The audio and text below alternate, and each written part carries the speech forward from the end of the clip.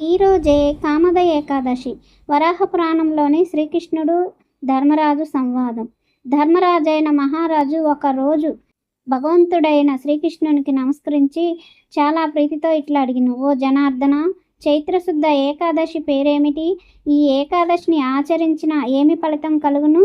దయతో నాకు చెప్పవలసింది అని కోరగా, శ్రీకృష్ణుడు: ఓ మహారాజా, ఈ ఏకాదశి గురించి ఒక రహస్యమైన పురాతన కథ కలదు.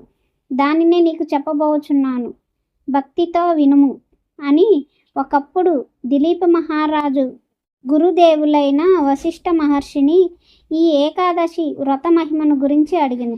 అందులకు వశిష్ఠ మహర్షి ఈ ఏకాదశి పేరు కామద ఏకాదశి అని పలికి, అగ్ని ఎట్లు కట్టెలను బూడిద చేయగలదో అట్లే ఈ ఏకాదశి వ్రతమును ఆచరించిన వారికి కొండంత పాపములు భస్మం కాగలవు. కావున ఈ ఏకాదశి వ్రతమును తప్పక చేసి తీరవలెనని వశిష్ఠ మహర్షి తెలిపెను. పూర్వకాలంలో గంధర్వలోకమున రత్నపురమును సుమనోహరమైన ఒక నగరం కలదు. ఆ నగరంలో మహా ఐశ్వర్యం కలిగిన పుండరీకుడు అను ఒక రాజు గారుండేను.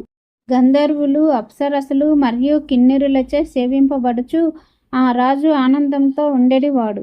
ఆ సమయంలో లలితాదేవి అను అప్సరస, లలితుడు అను గంధర్వుడు కామక్రీడలలో ఉండేవారు. కొద్ది సమయం కూడా వారు ఒకరినొకరు దర్శించకుండా నిలవలేరు. గంధర్వలోకంలో రాజైన పుండరీకుడు చాలామంది గంధర్వులతో నృత్య గీతాలతో కీడించుచుండెను. కానీ ఆ సమయంలో లలితుడు తన భార్య సమీపం లేని కారణంగా అతని కంఠస్వరం మరియు నృత్య తాళములకు భంగము కలిగినది. అది చూచి రాజు పుండరీకుడు మిక్కిలి కోపంతో తాళభంగమునకు కారణమేమని అడిగిను. లలితుడు రాజునకు ఎట్టి సమాధానం మిన్నకుండెను.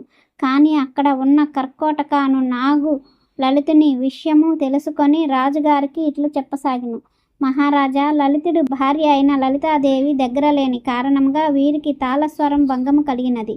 ఈ మాటలు విన్న పుండరీక రాజు: ఓ అధమ దురాచార, నీవు స్త్రీవశుడవై సంగీత తాళ భంగము చేసినావు కనుక రాక్షస జన్మను పొందుదువు కాక, కుళ్ళిపోయిన మాంసము నీ యొక్క ఆహారం అని మిక్కిలి కోపంతో శపించెను.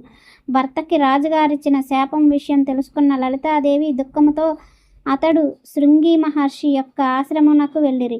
మహర్షికి వారిరువురికి నమస్కరించగా, నీవు ఎచ్చట నుండి వచ్చుచున్నావు, నీ వివరములు ఏమని అడుగగా, అందుకు లలితాదేవి: నేను వీరధన్యుడు అనే గంధర్వుని కుమార్తెను. నా పేరు లలిత. నా భర్త పుండరీక రాజు శాపము వలన రాక్షస జన్మను పొందినాడు.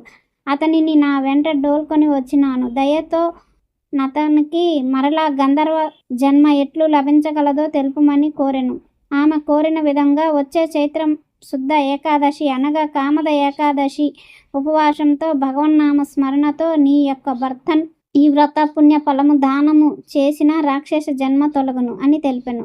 లలిత చాలా సంతోషించి భర్తకు పూర్వ యథారూపము కలిగించడానికి నిరాహారములతో భగవత్స్మరణ చేస్తూ రాత్రి జాగరణతో ఏకాదశి చేసిన మరునాడు ద్వాదశి భగవత్ పూజ చేసిన సాధువులకు, బ్రాహ్మణులకు, వైష్ణవులకు అన్నదానం చేసినది. ఈ విధముగా ఆమె చేసిన దాన ఫలితమును పొందు లలితుడు తన పూర్వ గంధర్వ రూపమును పొంది వారి లోకమునకు వెళ్ళెను. అచ్చట వారిరువురు మహాసుఖంగా కాలం గడుపుచుండ్రి అని వివరించి శ్రీకృష్ణుడు యుధిష్ఠినితో: ఓ మహారాజా, ఈ కామద ఏకాదశి వలె ఇక ఏ వ్రతమునూ లేదు. దీనిని ఆచరించిన వారు పూర్వజన్మ రహితమైన విష్ణులోకమును చేరుదురు అని పలికెను. హరే కృష్ణ.